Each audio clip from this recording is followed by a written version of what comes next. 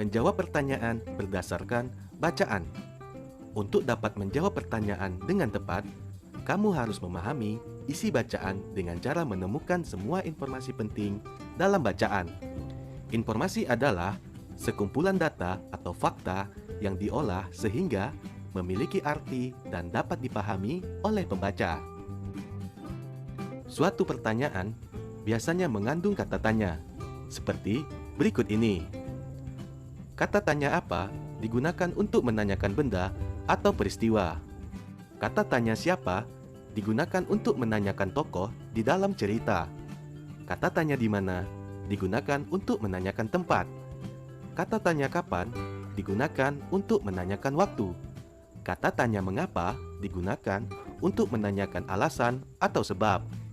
Kata tanya bagaimana digunakan untuk menanyakan cara, proses, atau tahapan. Biasanya, jawaban dari pertanyaan bisa tersurat atau tersirat di dalam teks. Jawaban tersurat berarti jawaban tertulis jelas pada kalimat-kalimat dalam teks. Jawaban tersirat berarti jawaban harus disimpulkan dulu berdasarkan informasi dalam teks. Menyampaikan jawaban dan menceritakan kembali isi teks. Menyampaikan jawaban. Untuk menjawab pertanyaan dengan tepat, terlebih dahulu baca dan pahami isi bacaan dengan baik. Cara membaca yang baik adalah dengan membaca dalam hati atau tidak bersuara. Dengan membaca dalam hati, kita dapat lebih cermat mencari hal-hal penting di dalam teks tersebut, serta menjawab pertanyaan yang diberikan. Menceritakan kembali. Menceritakan kembali isi teks dapat dilakukan dengan merangkai kembali jawaban-jawaban yang ditulis menggunakan bahasa yang baik dan berurutan. Menceritakan kembali dalam bentuk lisan, sebaiknya menceritakan dengan lafal dan intonasi yang jelas, sehingga informasi dapat dipahami baik oleh pendengar. Tokoh dan peninggalan pada masa kerajaan Hindu, Buddha, dan Islam. Pada masa kerajaan Hindu, Buddha, dan Islam, kita memiliki banyak tokoh-tokoh yang berperan besar terhadap masyarakat. Berikut ini adalah beberapa tokoh beserta peninggalan kerajaan Hindu, Buddha, dan Islam dan sikap kepahlawanannya. Tokoh dan peninggalan pada masa kerajaan Hindu. Raja Mulawarman yang berasal dari kerajaan Kutai. Raja Mulawarman merupakan raja pemeluk agama Hindu yang terkenal baik budi. Raja Mulawarman menyedekahkan 20.000 ekor sapi kepada kaum Brahmana. Sikap kepahlawanan dari Raja Mulawarman yaitu adil dan bijaksana, taat menjalankan ajaran agama serta mencintai rakyatnya. Dan juga Raja Mulawarman adalah seorang yang dermawan. Patih Gajah Mada dari kerajaan Majapahit. Patih Gajah Mada seorang raja yang menumpas pemberontakan Ranggalawe, Sora, Nambi, Kuti, dan Sadeng. Patih Gajah Mada juga mengucap Sumpah Palapa. Sikap kepahlawanannya rela berkorban, gagah dan berani, dan bersikap kesatria. Peninggalan dari Gajah Mada yaitu sebuah kitab yang bernama Kitab Kutara Manawa. Pengaruh peninggalannya dijadikan sebagai sumber sejarah. Tokoh dan peninggalan pada masa kerajaan Buddha. Raja yang pertama yaitu Raja Balaputra Dewa dari kerajaan Sriwijaya. Raja ini adalah seorang raja pemeluk agama Buddha yang berhasil membuat kerajaannya sebagai pusat perdagangan, pelayaran, pendidikan, dan penyebaran agama Buddha di Nusantara. Sikap kepahlawanannya jujur dan disiplin dalam memimpin rakyatnya, adil dan bijaksana dalam menegakkan hukum. Peninggalan dari Raja Balaputra Dewa yaitu sebuah prasasti yang bernama Prasasti Kedukan Bukit. Berikutnya, tokoh dan peninggalan pada masa kerajaan Islam. Yang pertama, Sultan Iskandar Muda yang berasal dari kerajaan Aceh. Raja ini merupakan raja pemeluk agama Islam yang berhasil membuat kerajaan Aceh mencapai puncak kejayaannya. Sikap kepahlawanannya yaitu adil dalam menegakkan hukum, selalu mengutamakan kesejahteraan rakyatnya. Peninggalan dari Sultan Iskandar Muda yaitu sebuah masjid raya yang bernama Masjid Raya Baitur Rahman. Raden Patah dari Kerajaan Demak. Raja ini adalah seorang raja pemeluk agama Islam yang menjadi penguasa pertama Kerajaan Demak. Sikap kepahlawanannya menghormati kebebasan beragama dan juga berani melawan penjajah. Peninggalan Raja Raden Patah yaitu Masjid Agung Demak. Selanjutnya, menjelaskan simbol dan makna sila keempat Pancasila. Sila keempat Pancasila disimbolkan dengan kepala banteng. Lalu, apa bunyi dari sila keempat Pancasila? Ya, bunyinya yaitu kerakyatan yang dipimpin oleh hikmat kebijaksanaan dalam permusyawaratan perwakilan. Makna yang terkandung dalam sila keempat Pancasila antara lain 1. Mengutamakan kepentingan bersama yaitu bangsa dan negara di atas kepentingan pribadi dan golongan. 2. Menjunjung sikap bijak, jujur, dan adil. 3. Mengutamakan persatuan dan kesatuan. 4. Rela berkorban untuk kepentingan negara dan bangsa. Mengidentifikasi pengamalan sila keempat Pancasila dalam kehidupan sehari-hari. Di sini ada 3 contoh. Yang pertama, dalam pemilihan ketua kelas, semua siswa memberikan suaranya. Hasil pemungutan suara disepakati bersama untuk menentukan siapa yang akan menjadi ketua dan wakil ketua kelas. Nah, yang pertama ini merupakan contoh sikap pengamalan yang sesuai dengan sila keempat Pancasila. Kenapa? Karena di sini dilakukan pemungutan suara dan hasilnya disepakati oleh bersama. Ya, jadi ketika kita nanti di kelas melakukan pemilihan ketua kelas, maka kita telah melaksanakan pengamalan sila keempat Pancasila. Lalu yang kedua, misalnya itu di desa makmur sedang diadakan rapat desa. Bapak Kepala Desa memberikan kesempatan kepada setiap warga untuk berpendapat. Keputusan disepakati dengan cara musyawarah. Pak Dodi merasa tidak senang karena pendapatnya tidak dipakai. Pak Dodi tidak mau berpartisipasi dalam menjalankan keputusan yang telah disepakati. Nah, untuk ini tidak sesuai dengan pengamalan sila keempat Pancasila. Karena di situ Pak Dodi tidak menerima, tidak legowo karena pendapatnya tidak didengar dan tidak dipakai.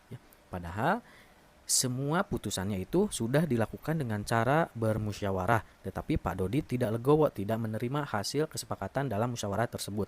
Itu merupakan contoh yang tidak sesuai dengan sila keempat Pancasila. Selanjutnya, sebagai ketua kelas, Jaka memastikan bahwa kondisi kelas tetap rapi saat jam pulang sekolah. Sekalipun hari itu bukan jadwal piket Jaka, setiap hari Jaka selalu membantu kelompok yang piket untuk membersihkan kelas sepulang sekolah. Nah, ini merupakan contoh pengamalan sila keempat Pancasila. Di situ, Jaka yang seorang ketua kelas bertanggung jawab atas kebersihan dan kerapihan kelas setiap jam pulang sekolah.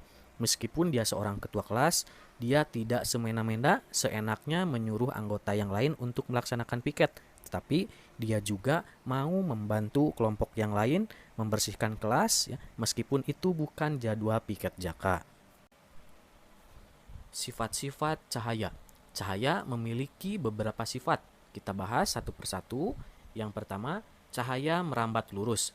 Contoh lain yang menunjukkan bahwa berkas cahaya melambat lurus antara lain lampu sorot di lapangan sepak bola, cahaya matahari yang menembus jendela, dan cahaya dari lampu senter. Sifat yang kedua, cahaya menembus benda bening. Bayangan terbentuk karena cahaya tidak dapat menembus suatu benda, sehingga membentuk sebuah daerah gelap. Benda yang tidak dapat ditembus cahaya disebut dengan benda gelap. Contohnya, cahaya yang mengenai benda bening seperti kaca akan diteruskan atau menembus kaca tersebut. Jadi seperti misalnya kita menyorotkan lampu senter ke kaca rumah, maka cahaya tersebut akan menembus kaca. Sifat yang ketiga, cahaya dapat dipantulkan. Permukaan cermin yang rata dan mengilap atau licin memantulkan cahaya dengan teratur sehingga membentuk bayangan yang sempurna. Akan tetapi, jika jatuh pada permukaan benda yang tidak rata atau bergelombang, cahaya dipantulkan dengan arah yang tidak beraturan atau disebut dengan pemantulan baur. Bayangan yang terbentuk menjadi kurang jelas. Contohnya di sini pemantulan teratur pada permukaan cermin. Misalkan kita bercermin di depan kaca ketika berias. Lalu pemantulan baur contohnya yaitu pada permukaan air yang bergelombang. Di situ terlihat ya bayangan dari lampu-lampu di air di sebuah kota. Keempat, cahaya dapat dibiaskan. Ketika melihat ke dasar kolam renang, dasar kolam akan terlihat lebih dangkal. Hal tersebut merupakan akibat dari pembiasan cahaya. Cahaya dari udara dibelokkan ketika melewati medium air yang berbeda kerapatannya. Contoh lainnya, ikan di kolam akan terlihat dekat dan besar karena adanya pembiasan cahaya. Sifat cahaya yang terakhir yaitu cahaya dapat diuraikan. Pelangi merupakan hasil penguraian cahaya putih. Cahaya putih yang mengenai benda-benda yang dapat menguraikan cahaya akan mengalami penguraian menghasilkan warna-warna pelangi. Benda-benda yang dapat menguraikan cahaya yaitu prisma kaca dan titik-titik air. Di sini kita lihat contoh dari cahaya yang dapat diuraikan yaitu dari pelangi. Pelangi terdiri dari warna merah, jingga, kuning, hijau, biru, nila, dan ungu atau disingkat Mejiku Hibiniu. Selanjutnya, bagian-bagian mata dan fungsinya. Mata merupakan salah satu indera pada manusia. Di sini, bagian-bagian mata yang pertama, otot mata berfungsi menggerakkan bola mata. Lalu, saraf mata berfungsi meneruskan rangsangan cahaya ke otak. Retina berfungsi menangkap bayangan hasil pembiasan cahaya dari lensa mata. Lensa mata berfungsi memfokuskan cahaya agar jatuh tepat di retina. Pupil berfungsi mengatur banyak cahaya yang masuk ke mata. Kornea berfungsi meneruskan cahaya yang masuk ke mata. Dan bagian terakhir yaitu iris berfungsi mengatur besar kecilnya pupil serta memberi warna mata. Itu tadi bagian-bagian mata beserta fungsinya. Lalu bagaimana kita dapat melihat benda-benda di sekitar kita? Nah, kita dapat melihat benda karena adanya cahaya. Perhatikan di sini proses di mana kita bisa melihat benda di sekitar kita. Yang pertama, benda memantulkan cahaya. Kedua, cahaya masuk ke mata melalui pupil. Ketiga, cahaya dibiaskan oleh lensa mata. Keempat, bayangan jatuh di retina menjadi terbalik. Dan yang kelima, bayangan yang ditangkap retina diteruskan ke otak. Otak akan menerjemahkan bahwa benda yang kita lihat tidak terbalik. Benda berwarna hijau memiliki pigmen berwarna hijau. Pigmen tersebut akan memantulkan cahaya berwarna hijau. Cahaya tersebutlah yang ditangkap oleh mata kita. Nada. Nada diartikan sebagai bunyi yang teratur. Nada memiliki tingkat bunyi rendah maupun tinggi dan dapat ditulis dalam notasi balok. Perhatikan gambar notasi balok berikut. Garis-garis untuk not balok disebut paranada. Tinggi rendahnya suatu nada dalam notasi balok sesuai dengan letak bulatan hitam tersebut di garis paranada. Semakin tinggi letak bulatan hitam, maka semakin tinggi pula suatu nada dan sebaliknya. Ayo nyanyikanlah Maju Tak Gentar ini dengan penuh semangat.